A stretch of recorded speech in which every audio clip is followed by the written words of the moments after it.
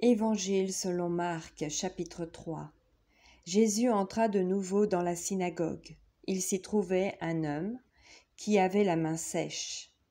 Ils observaient Jésus pour voir s'il le guérirait le jour du sabbat.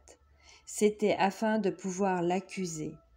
Et Jésus dit à l'homme qui avait la main sèche, « Lève-toi, là au milieu. » Puis il leur dit, « Est-il permis le jour du sabbat de faire du bien ou de faire du mal, de sauver une personne ou de la tuer ?» Mais ils gardèrent le silence. Alors, promenant ses regards sur eux avec indignation, et en même temps affligé de l'endurcissement de leur cœur, il dit à l'homme, « Étends ta main. » Il l'étendit, et sa main fut guérie. Les pharisiens sortirent, et aussitôt ils se consultèrent avec les Hérodiens sur les moyens de le faire périr. Jésus se retira vers la mer.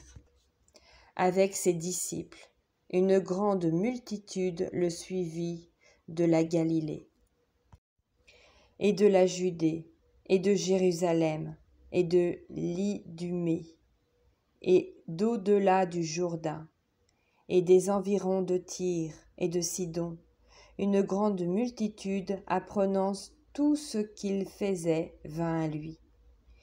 Il chargea ses disciples de tenir toujours à sa disposition une petite barque, afin de ne pas être pressés par la foule, car comme il guérissait beaucoup de gens, tous ceux qui avaient des malades se jetaient sur lui pour le toucher. Les esprits impurs, quand ils le voyaient, se prosternaient devant lui et s'écriaient « Tu es le Fils de Dieu ». Mais il leur recommandait très sévèrement de ne pas le faire connaître. Il monta ensuite sur la montagne, il appela ceux qu'il voulut, et ils vinrent auprès de lui. Il en établit 12 pour les avoir avec lui et pour les envoyer prêcher avec le pouvoir de chasser les démons.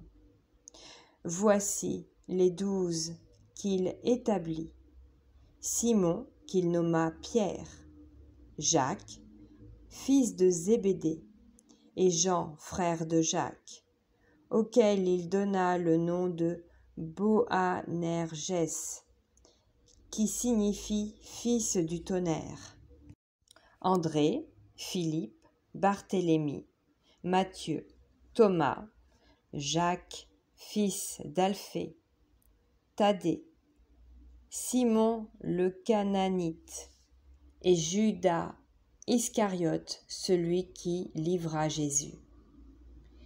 Ils se rendirent à la maison, et la foule s'assembla de nouveau, en sorte qu'ils ne pouvaient pas même prendre leur repas. Les parents de Jésus, ayant appris ce qui se passait, vinrent pour se saisir de lui, car ils disaient « Il est hors de sens ». Et les scribes, qui étaient descendus de Jérusalem, dirent « Il est possédé de Belzébul. C'est le prince des démons qu'il chasse des démons. » Jésus les appela et leur dit, sous forme de parabole, « Comment Satan peut-il chasser Satan? Si un royaume est divisé contre lui-même, ce royaume ne peut subsister. Et si une maison est divisée contre elle-même, cette maison ne peut subsister.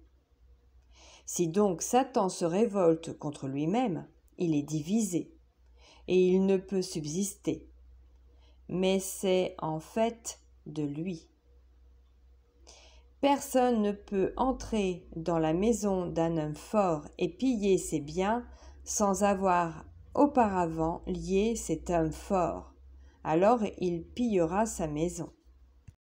Je vous le dis en vérité, tous les péchés seront pardonnés aux fils des hommes et les blasphèmes qu'ils auront proférés.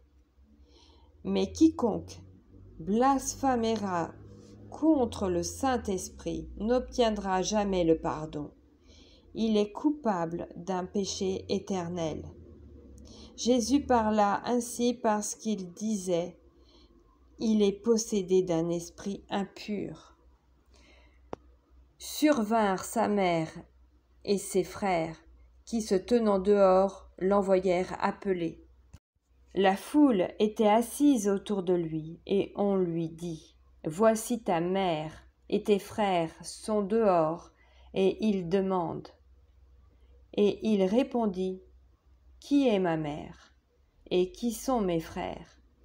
Puis jetant les regards sur ceux qui étaient assis tout autour de lui, « Voici, dit-il, ma mère et mes frères, car quiconque fait la volonté de Dieu, celui-là est mon frère, ma sœur et ma mère. »